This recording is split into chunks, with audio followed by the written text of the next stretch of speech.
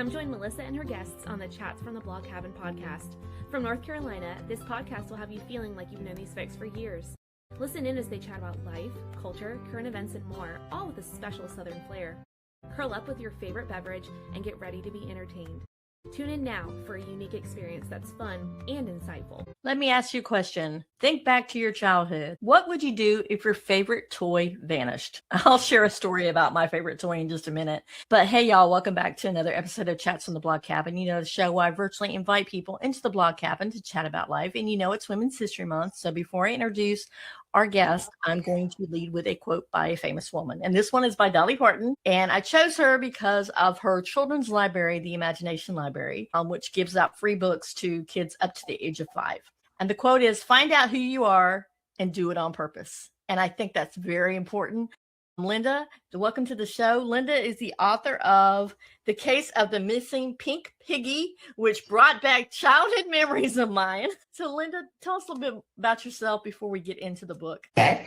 Well, I am a children's author, and I'm really a storyteller. I have written 12 or 13 books now, and I'm still continuing to write. And I get my inspiration from all of the animals my husband and I had for many years, like over 30 years, even more than that. And also from working at 2 museums in Oklahoma for about over 20 some years, working with children, taking them on tours. And through the tours, then you get to see, I put them inside the paintings. And then that way they learn about how to write, basically verbally, if you really want to know the honest truth, the whole story from a painting. Yeah. So that's basically what I love to do. Okay? I told you right before we came on about how it brought back memories of my childhood when these 2 amazing German Shepherds go in search of a lost toy. And I love this whole thing because what kid has not lost a toy? This is not actually the original toy that I had. The original one was given to me by my grandmother, and somehow with all our moves, we've lost it. But I found one just like it on eBay, and she was very well loved, but her name was Pinky. And so I remember one time we live in North Carolina. My grandmother's lived in Massachusetts, and we would always go up there to Massachusetts, and Pinky was always with me, and we left her in Massachusetts. And I was distraught losing her. I thought I had lost her forever. They ended up having to FedEx overnight it to me.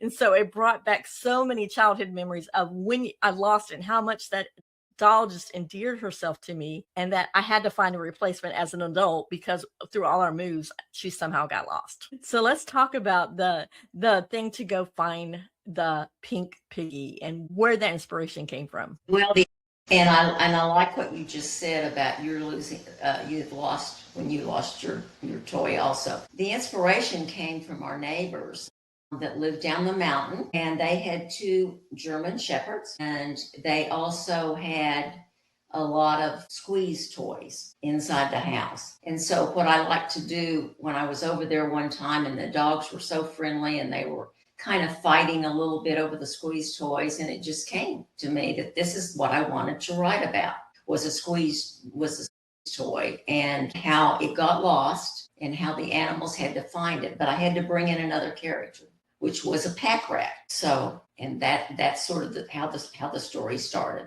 Well, I love the pack rat because you talk about, I think children can relate to this. Like if somebody takes your toy and they really like it, so they take it instead of realizing that how much it means to them, and how you have to like be mindful of other and be respectful of others' toys as well. I think that's a great lesson to learn. Right. Absolutely. In my stories, Melissa, what I like to do with the children, because I love to go to the schools and libraries and read my book. But when I'm reading my book, I like to bring the children out so that we talk about honesty and friendship and determination. A lot of my books show different things such as that. And it's good to use them with animals because children love the animal. So why did you choose to bring in the pack rat and not just another dog? I love, to be quite honest with you, when I think of a story, and I can use a story just out of anything, like something in your room, for instance. I could make a story from something behind you. But I thought a pack rat would be really good because a pack rat is an animal, and in researching it, The pack rat's name is Speedy, by the way. And Speedy loved to get into the house. But Speedy liked to take things. Pack rats love to pick up trinkets or any other thing, and then they take it back to what they call their nest. And in my books, I use vocabulary words. And one of the words is midden, which means nest. And I thought about it, and I thought, you know what? Wouldn't it be nice to have, since pack rats actually take things and they use them in their nest, what a wonderful idea for having one of the dogs lose a squeeze toy. And that's why I use the pack rat instead of some other animal. I like to use different animals. So what other animals have you used? I have used armadillos, skunks. My main dogs were the 5, we call them the pack, and they were labs, and they were also German Shepherd pointers. I've also used turkeys because I think turkeys are fascinating. I have used I've used and different types of animals like that. When we lived up in the mountains, and we also had lived in Oklahoma, kind of on 30 acres, so there were many animals that the dogs ran into, and you can identify with that with yours. I had one dog bring me back a rat. I had another one fight over with a bird. So I use different types of animals like that, because animals have the same characteristics and personalities actually that people do, but children can identify with animals better. And I've used a bull and a cow, and I've used a goat, and I've you name it, and I've used it. The raven. I love that. And I also love the fact that you just touched on it, used vocabulary, because in your book, at the very end, it's like you have lessons, you have vocabulary lessons, you have crossword puzzles, you have word searches, you have all these different activities that kids can do with the books. And as a former teacher, I absolutely love that. Bless you. And and that's because I taught 100 years, a long time ago, let me just put it that way. And so I think it's important to combine the humor of the animals and also some of the life lessons that they're learning, but then go in the back of the book, and then you can actually have word searches, and you can have puzzles, and you can have vocabulary matches. They're all types of things. And I noticed the last school I went to, and especially this book, and I think that's the one you're referring to, and this is my latest one, yeah. The Case of the Missing Pink Piggy. At my last school, what we did was, after I finished kind of reading with the children, I don't just read to them. I'm kind of an interactive person. I'm a teacher like you, and you have to bring it out with the children. You can't just sit there and read. And so I would bring things out with the children, and then at the end of the story, we actually did one of the pages back here. And the activities are actually for different age groups. So there's a few activities that are perfect for your first graders, and then there's a few more that are perfect for like 4th graders or 3rd graders. And I also had my daughter was dressed up like a pink piggy, and she had a costume so the children could see Pink Piggy that way. And I brought a big Pink Piggy toy I started to show it here, but we don't have enough time. But you can squeeze the shoes just like you would a squeeze toy. And so the kids loved that. I love that. I was thinking about when you were talking about all this stuff and even reading your book, that when my girls were younger, their dad worked a lot of Thursday nights. So we had Thursday nights where it was just girls' nights. And we did a craft. They got to plan a dinner. We did a book, maybe it was maybe a book that we just got through reading. So we did a craft around that.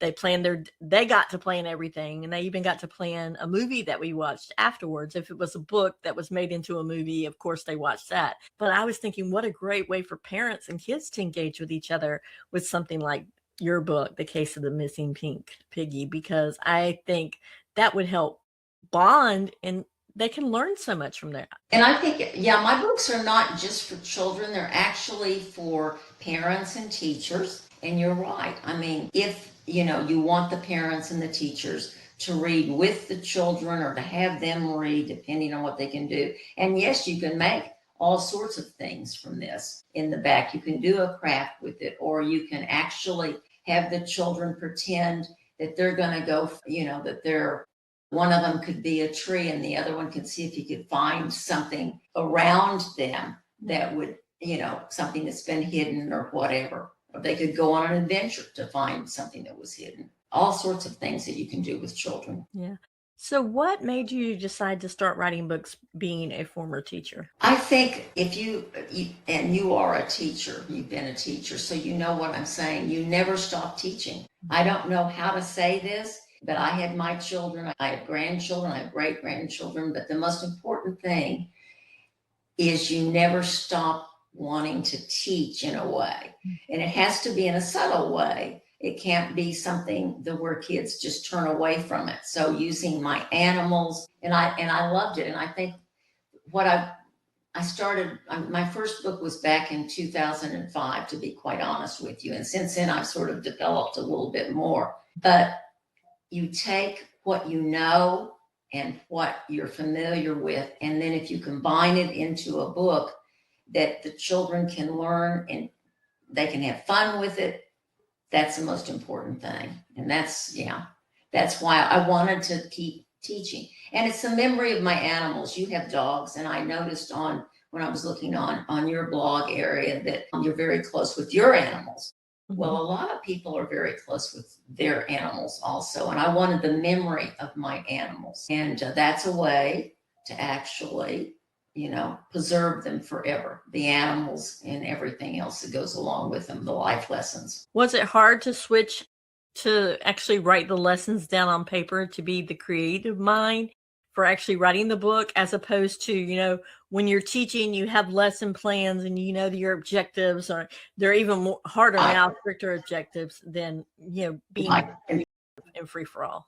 In a way, but not really, because I did 20 some years as a docent, a volunteer docent. And while I was a docent, what I would do, and I think I mentioned it at the beginning, but it was very brief, and that is when you have the children and you're going around and you're teaching them about Remington, which is an artist, like with cowboys and horses and history. So you're combining all of that, but you can have the children, you put them inside the painting. So you're using your senses of hearing, seeing, feeling, and then they tell the story through that. And so to me, it's teaching with a visual, but not the text. So the children are saying the text. But if they read a book that doesn't have any pictures, they're actually using their imagination. And so I'm combining all of that. And if for some reason it isn't hard, you know what I'm saying. You can go from one thing to the other. And this is so much more fun because I see the reaction on the children's faces when I go into a classroom. That I love. And I think you obviously enjoyed that too. It is to see what the children, how they get it and how they follow along with you. And I even have them sometimes, like in this book, obviously at the end, Nene gets her squeeze toy, and the pack rat Speedy learns the lesson of how to be a friend and to be honest about it. But in one of my books, in another book that I have, and especially when I go back and look at some of the other books, sometimes in the ending, if I'm in a school, I can actually ask the children, especially if I have time. Usually you only have 45 minutes, and you know what that's like to try to get a book through. But I'll ask them, how would you change the ending? How would you make it so that the friendship is better? Or how would you make it, so that they learn something different, a different thing? And you can do that. Or you can even have the teacher have them write a paragraph after you're gone. And then they could send you those to how they would change the ending of the book, or maybe, something different. Welcomed me, and they knew the pain of the journey that we'd been on because they'd been there too. Other Parents Like Me is an online community, peer-led, for parents with kids struggling with mental health and or substances. The space that's safe, feels like I can actually share what's going on. We offer 15 daily support groups per week and live speaker talks on Thursdays, as well as a monthly expert panel. We also have a resource hub that has a toolkit. This includes over 1,000 articles, podcasts. There's a glossary with the most recent and relevant terms. And we have a directory that's been vetted. The overwhelming feeling when we're sitting in a meeting and I'm telling my story and I see shaking their head, tears falling. You know, they understand this roller coaster ends. They're along for the ride. And we are back chatting with Linda, who's the author of The Case of the Missing Pink Piggy. And so let's talk about, you talked about before we went to the break, how you would have the kids interact with you as you're going out and you're talking to them in the classrooms. What lessons do you wish children learn from your books? I would think that the most important thing, of course, is to learn about humor, but it's also about friendship and honesty and following their dreams. The most important thing when I sign my books, it is to follow your dreams. And that to me is one of the most important things for children. Why do you think most of the time children are so bogged down that they don't feel like they can follow their dreams, though? Because I know there's a lot of kids that are like, well, I want to grow up and they want to be an NBA player. They want to be a writer. They want to be a nurse. They want to be a doctor, whatever. Then it's almost like society tells them they can't be that, or there's something that happens to them and they don't think they can follow their dreams. I think they just, and you're right, that happens. And they have so many outside social media activities. But the most important thing that you or I, Melissa, could teach the children is they need to sit down and read. They need to learn how to read and take their time with it, and to get the ideas from reading and with their parents and sharing books and everything. Yes, there's a lot, but you just have to have the determination to keep going. I don't know how else to say it except determination. To me, is very important with children. You brought up a really good point about social media. It seems like kids are getting on the internet and getting phones and everything a lot quicker than they used to be. And social media, it has a part in being bullying and everything else. So what do you suggest that parents do?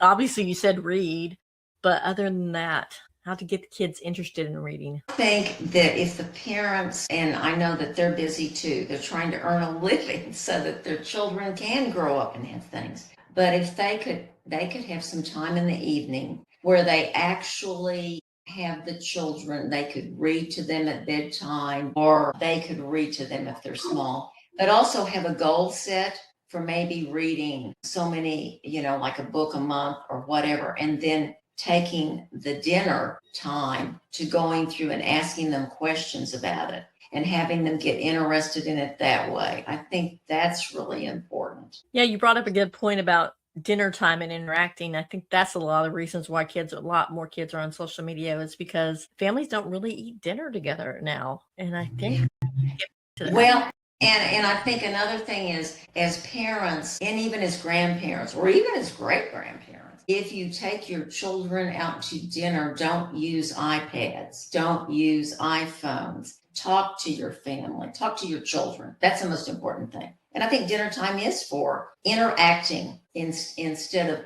one person is doing something with an iPad or a phone or whatever. And I think that's what we need to do. I think that's very important. So what was your favorite part of The Case of the Missing? My very favorite part, because I love humor.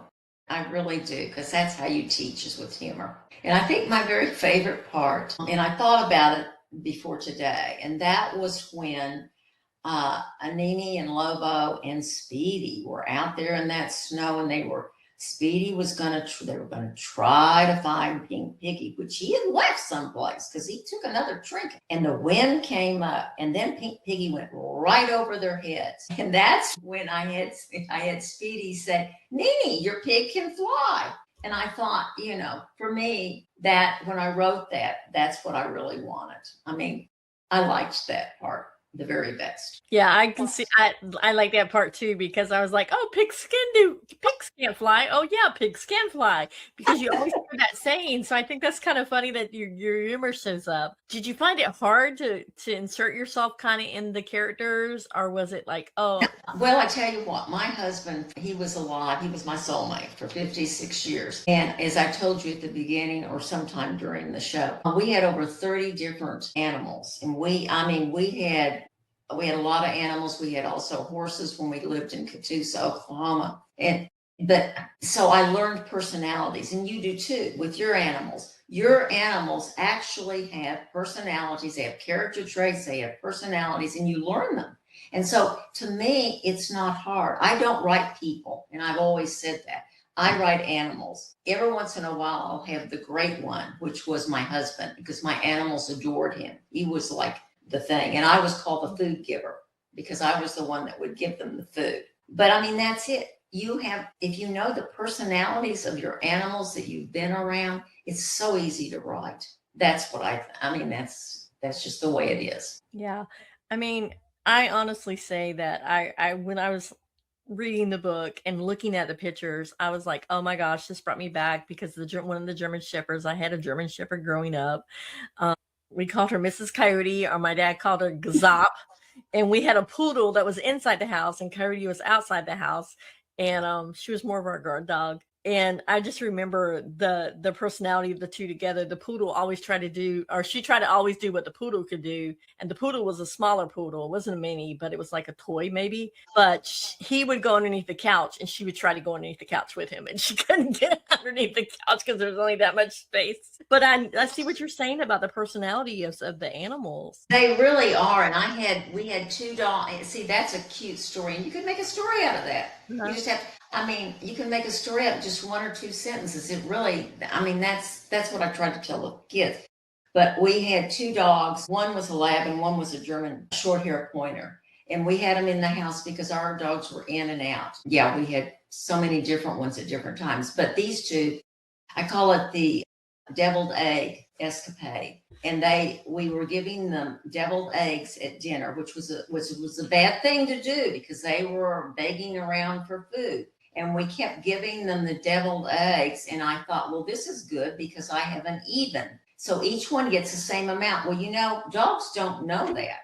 They don't know whether they have 4 eggs or 5 eggs. And the second no one got an egg, one dog attacked the other dog. And then we had to pull them apart. They had on their collars and my husband was pulling one and I was pulling the other.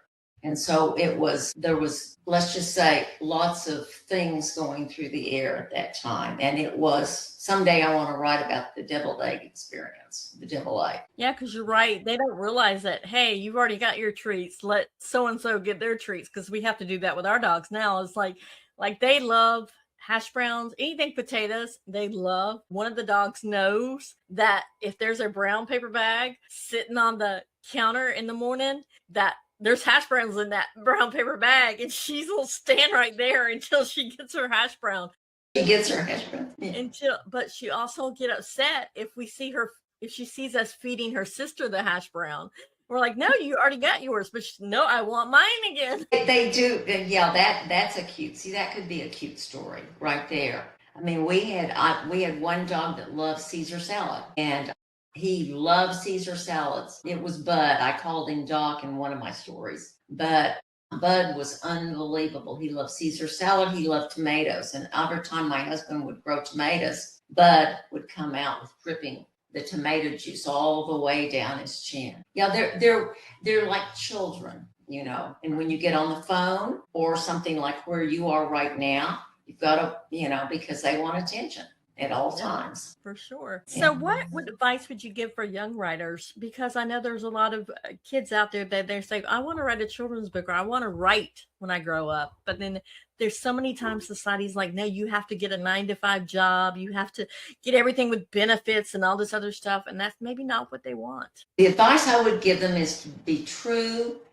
to your work.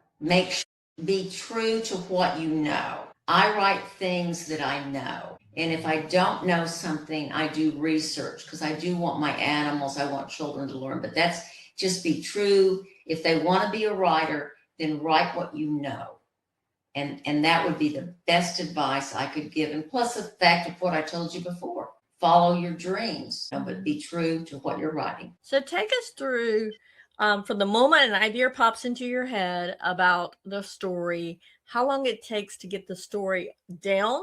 And then how long does it take to go through like illustrations? Because I'm sure you have a picture in your mind of what you want the animals to look like, and you have to go through an illustrator and figure that out, and then the editing process, and then finally seeing it published. So take us through that whole from start to finish. Okay. Basically, it's over a year. And I start out with the idea, and I have a man and then I'll work on my manuscript, and I have my illustrator depending on who I use. And I have a main illustrator, and then I have one through Story Monsters, which I absolutely love. I love both of them. They're really very good. And what I'll do is I'll do the pages. And if I finish the manuscript, I will actually have a writer's group that's outstanding. I love my writer's group. And we meet on Zoom once a week, and we critique each other's work. To make a long story short, after I've sort of gone through that process for a few months, then I will send to my illustrator the story, the manuscript that I have, and I'll tell him where I think I want the break to be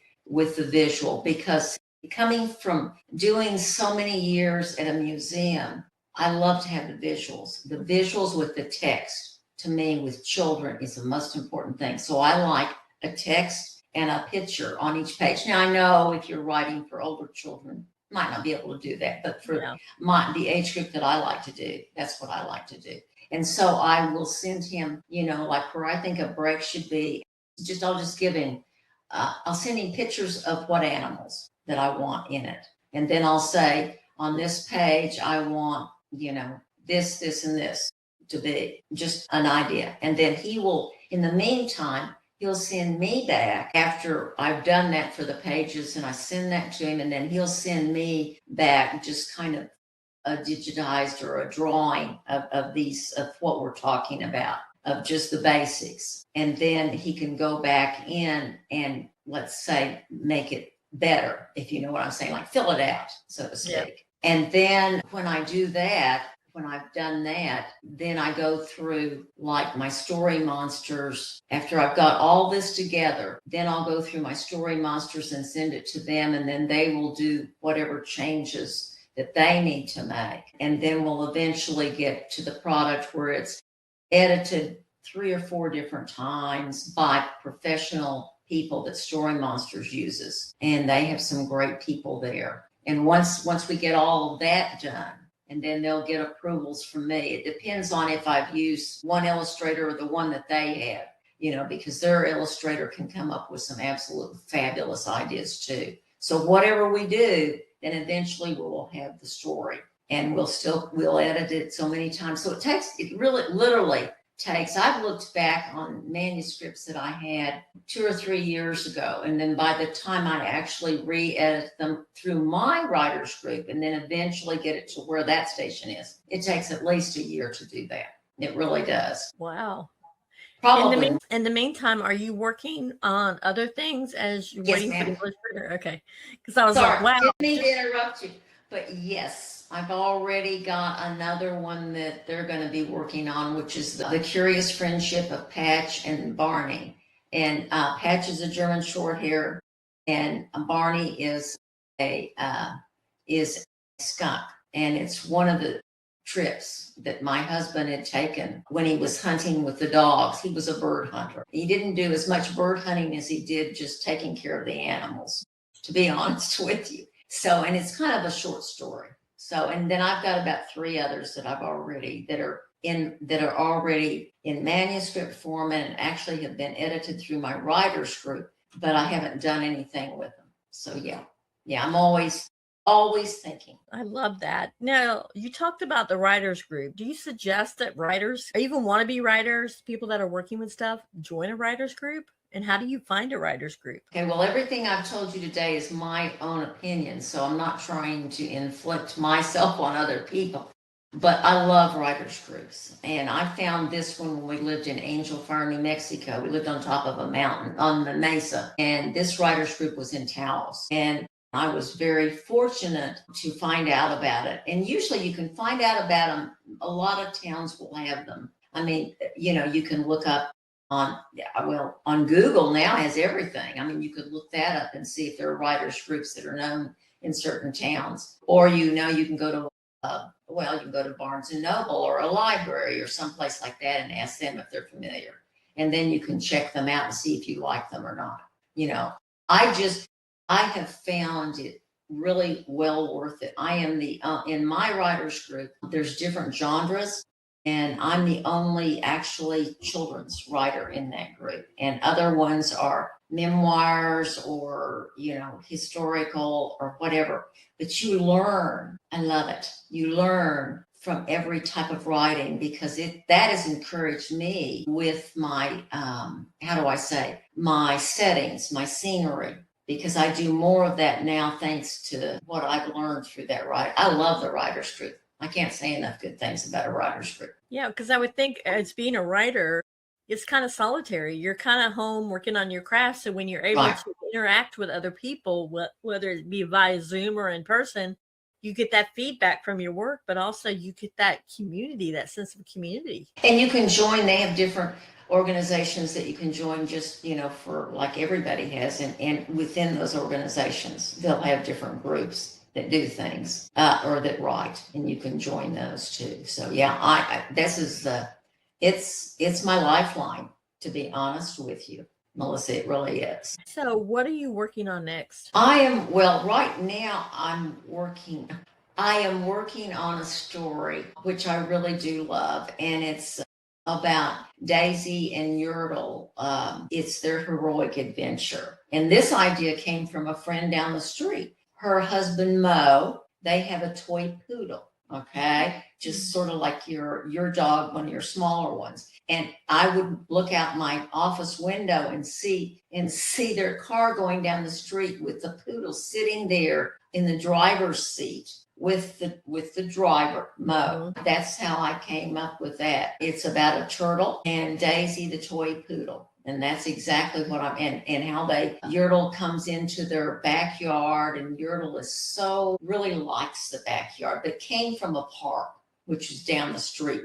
I live in an area where we've got lots and lots of little kids. So, Yertle decided to make an adventure out of going up and so he ended up at Daisy's house. But Daisy doesn't like Yertle at first because she's the top dog. And she doesn't want anybody. So, and it's an adventure about how they try to take Daisy back to the park. And then you have, you have a pond. And so you have many other kind of suspenseful, action-packed things in the story. So that's what I'm working on right now. Are there going to be like pages of like the vocabulary and other things in that book as well? Yes. I think I'm very fortunate with the Story Monsters Press. They're located in Arizona, and I think that they have their magazine up in Massachusetts. But in Arizona, where they are in Chandler, they really encourage that kind of items in the back. And I think it's wonderful. To me, if you write a story and you really you want it to be for the children, you want it to be humorous and fun, but you want it so that they can learn. That's how you learn, with vocabulary and activities in the back of the book, so you understand that they understand the comprehension of it. And that's you and I both know comprehension is extremely important. For sure. And I love the fact that when my girls were younger, and I think this is a great opportunity to share with this, with your book, you could do this, is that we would read one page. I would read one page. And then if the page was on their side, they had to read it. So we were kind of reading together. That's neat. But it was comprehension, and that they didn't feel so overwhelmed. They had to sit down and read a whole book. Instead, they only read one page at a time, whereas Mama read with them, but it also got them quality time with me as well. So I think that's important. And parents can do that with your book. Totally. Thank you. Yes. But I like you. That's neat. I like that. Former teachers, I'm telling you. Yeah, I know. Well, you can learn from teachers. So our time is almost up. Is there one little thing that you want to talk about that we didn't talk about, or we didn't talk about enough, that you want to reiterate, or something we didn't touch on before we talk about where people can find the book and where they can find you? I think we touched on almost everything that off the top of my head, that I can think of for our purposes. Yeah. I really do. So okay. I can't think of anything else except humor. I really believe in that in your stories. 100%. I believe in that too, because it keeps the kids engaged in what's going on. So where can people find you? Okay. It's harkeyanimaltales.com. Okay. And you can also at Story Monsters, and they have what what they had was a social media at Story Monsters. I apologize. I had to look that back up again, but it's social media at storymonsters.com. So, and you can find me on Amazon. My books are on Amazon also. Thank you so much for writing the book, The Case of the Missing Pink Piggy, bringing up my little pink. Love that. And for bringing back memories of my childhood and for giving the love of laughter to another generation. And you did it in such a way that was not only educational, but entertaining the kids as well, because I think now attention spans are not where they used to be. So to actually get a kid to sit down and listen to a book or read a book is huge. And I think you did that in such a way that it's entertaining, that you capture their attention from the very start to the very finish and using engaging animals. So Linda, I want to thank you for just sharing your heart for writing these books for children of our next generation and generation and generation, and hopefully further all these generations, and just for coming on and for sharing your writing and your love of writing with us. So thank you. Thank you for having me also. I really appreciate it. Thank you. So guys, that's a wrap for tonight. I will put in the show notes everywhere you can find Linda, as well as the her website and social media, and as well as her author page on Amazon. I have this on right now on the screen where you can find The Case of the Missing Pink Piggy, but I also put her author page. That way you can check out other books that she has. If you know someone who would enjoy this, please like, subscribe, review, or share it with a friend. Until next time, guys. Bye.